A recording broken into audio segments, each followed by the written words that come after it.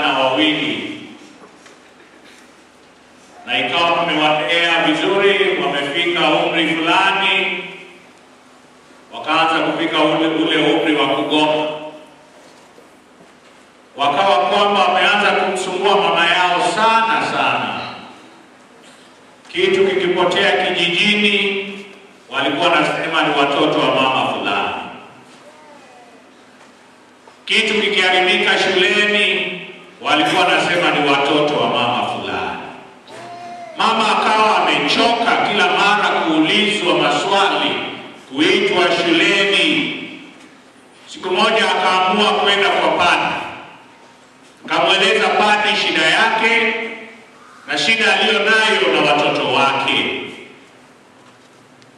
Basi padri akamwambia, wewe waambie waje kwangu kesho. Basi mama akaenda nyumbani, akawaambia wale watoto wake, padri anataka kuwaona kesho. Basi akawaambia wajiandae ili wakamuone yule padri.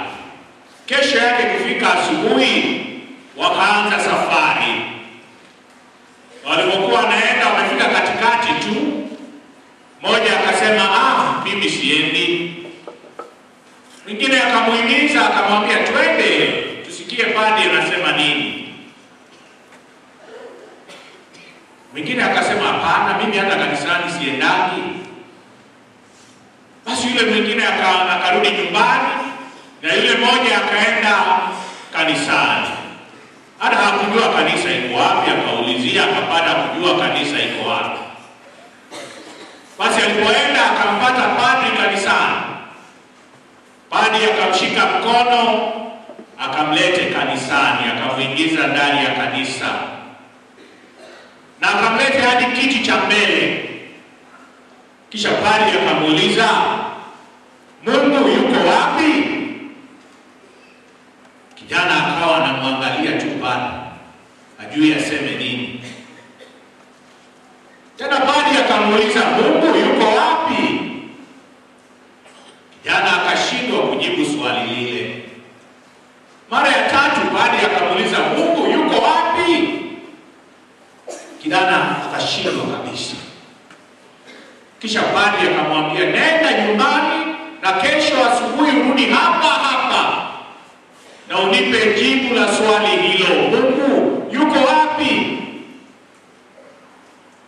Basi kijana akarudi nyumbani na akampata yule rafiki yake, mwenzake, ndugu yake.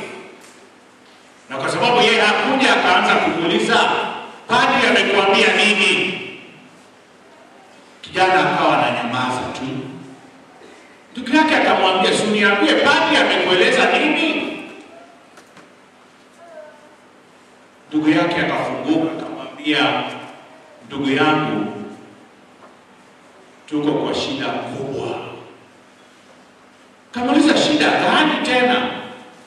Kamwambia, tuko kwa shida kubwa kwa sababu sasa wanafikiria Mungu amepotea na wanaona ni kama sisi ndio ambao tumekuiba.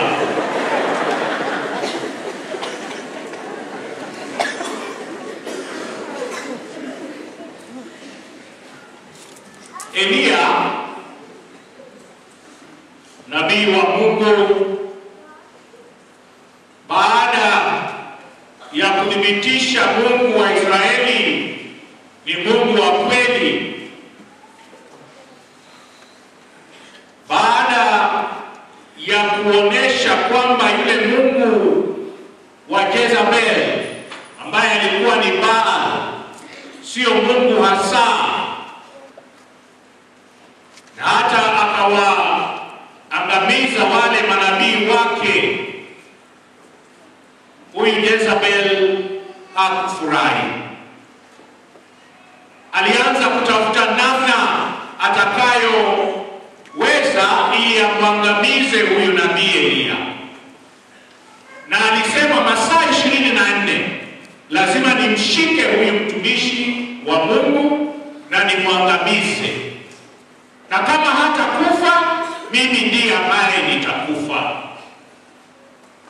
Basi habari hii imemfikia Elia, na Elia baada ya kusikia hayo sasa anatoroka anatoroka ili haya mambo yasimpate. Anaanza kupata kwamba kazi hii ambayo Mungu amempa kumbe ni mzito, ni ngumu kiasi hiki. Na anapotoroka anataka sasa, hata anamwambia Mungu, heri nife, kwa sababu sasa anaona amebaki peke yake, hana namna. Na tunaambiwa alikimbilia mlimani, na kule mlimani akaingia kwenye pango fulani, na Mungu akampata kwenye pango hilo, akamuuliza, unafanya nini hapa? Unafanya nini hapa? Basi akamwambia, wewe nenda nje. Dada yule ya kwanza alikuwa ni malaika wa Bwana, akamwambia nenda nje, na ukienda pale mlimani Mungu atapita huko. Basi Elia akafuata vile ambavyo Mungu alimwambia, na ili aende kukutana na Mungu. Na tunaambiwa ikaja mambo kadhaa ambayo ungefikiri kwamba ndani yake atapatikana Mungu. Na ambao ukaja upepo mkali, kwa sababu wakati ule watu walifikiri kwamba Mungu anatokea katika vitu fulani, mfano upepo. Na tunaambiwa katika upepo huo Mungu hakuwepo. Kaambiwa pia ikaja tetemeko kubwa, na katika tetemeko hilo pia Mungu hakuwepo. Ikaja pia na moto, na unakumbuka hata moto ilikuwa ni ishara ya Mungu kuwepo. Wakati Musa alikuwa kule jangwani, na Mungu akamwambia, toa viatu vyako, hapa ulipo ni mahali patakatifu. Mungu alitokea katika ishara ya moto. Lakini pia katika moto huo Mungu hakuwepo. Tunaambiwa Mungu alikuwepo katika utulivu. Wakati ambapo kulikuwa na utulivu, hapo ndipo na Mungu aliweza kumtokea Elia na kuzungumza pamoja naye. Mungu anazungumza nasi mara nyingi katika hali ya ukimya.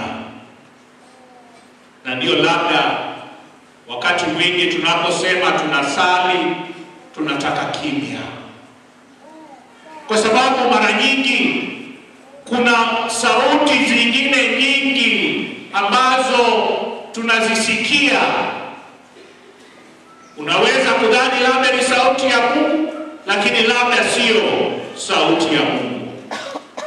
Inaweza kuwa sauti ya adui, kwa sababu adui pia ana sauti. Inaweza kusikia kuwa sauti ya binadamu mwingine. Inaweza kuwa pia ni sauti yako wewe mwenyewe. Tunakosa kusikia sauti ya Mungu kwa sababu pia wakati mwingine tuko na shughuli nyingi, na hivyo hatumpi Mungu nafasi.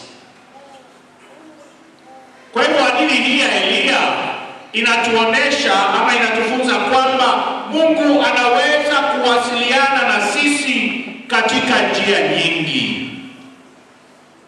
Elia alitarajia Mungu azungumze na yeye katika vishindo hivyo, kishindo cha upepo mkali ama tetemeko ama moto, lakini Mungu hakuweko katika hali hiyo. Na hata sisi mara nyingi tunafikiria hivyo, kwamba Mungu ako katika mambo hayo ambayo ni mazito magumu. Wakati ambapo kuna mtetemeko mkali, nini ambayo tunasema? Gai, si tunasema namna hiyo? Wakati kuna upepo mkali, unaona sasa huu ni wa kubomoa hata wa kuharibu, tunafikiri sasa gai. Lakini katika hadithi hii tunaambiwa Mungu anaweza kutokea katika hali hizo zote. Wakati mwingine katika hali ambayo wewe hata hautarajii. Sauti ya Mungu Eliya alisikia wakati kulikuwa na utulivu, wakati kulikuwa na kimya. Hapo ndipo sauti ya Mungu ilionekana. Na mambo haya tunayafanya wakati mwingine labda hata kama hatujui. Tunatafuta Mungu katika hali hiyo ya ukimya na kuondoka katika hali ambayo tunaona inatutatiza, inatuondoa katika wema wa Mungu na kutuondoa katika hali ya Mungu. Mara nyingi ukisema tuombe, watu wanafanya nini? Wanafunga macho. Kwa sababu sasa hautaki kitu kingine chochote kikutatize. Labda ukianza kuangalia vitu vingine, mawazo yako yataenda katika vitu hivyo. Mara nyingi tunafunga macho ili kuondoa mambo mengine yote na kupea mawazo na mafikira yako kwake Mungu. Wakati mwingi tukisema tuombe, hata mikono yetu vile ambavyo tunaweka mikono hiyo katika njia tofauti. Tunaunganisha mikono yetu pamoja. Wakati mwingine hata tunainamisha vichwa vyetu. Tunapiga hata magoti ili tuweze kuwasiliana naye Mungu. Wakati ambapo Eliya alipatana na Mungu katika sauti hiyo ya utulivu, tunaambiwa hata aliinamisha kichwa chake.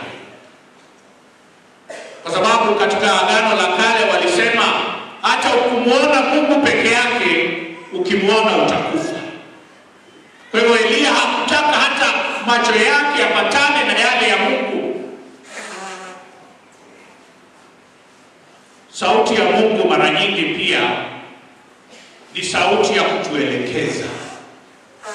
Eliya alikuwa katika hali ya chini kabisa. Alikuwa amejipata kwamba ako chini kabisa. Mawazo yalikuwa yamemsonga. Alikuwa na mafikira mengi, akidhani Mungu amemwacha, akidhani ako peke yake. Ambapo tunajipata hivyo mara nyingi sana. Na hata tunauliza, Mungu uko wapi wakati ambapo mimi nakuhitaji? Uko wapi wakati mimi nina shida na ninataka uje kwangu uweze kunisaidia? Nasema Ashley alikuwa mtakatifu gani ukiuliza?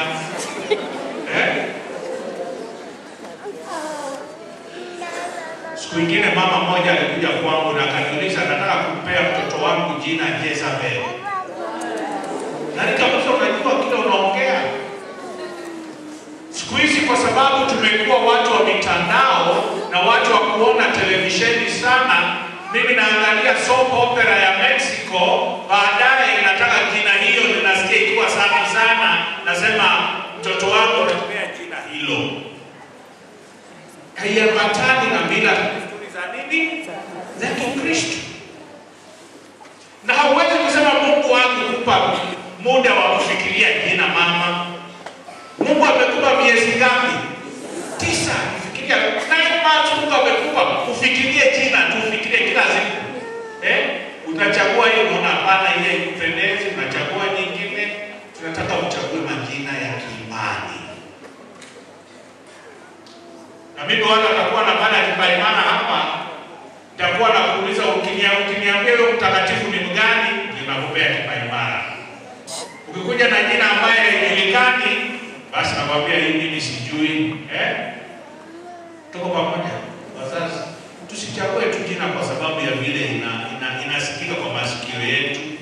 Hapana.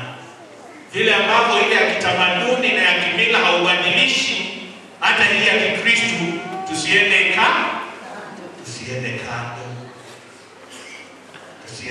Hiyo ni kitu ambacho nataka kuhimiza. Kwa hivyo wazazi, unapoleta mtoto tujiulize, jina hii ni ya mtakatifu yupi?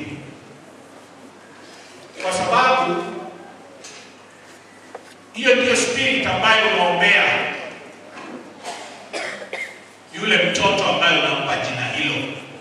Na tuna watakatifu wengi mamia na mamia, ambapo hatuwezi kukosa majina ya kuchagua ya kuweza kuwapa watoto wetu, majina ya kibibilia na maisha ya kitakatifu, ili wao pia watembee katika njia hizo. Hiyo ndio ambayo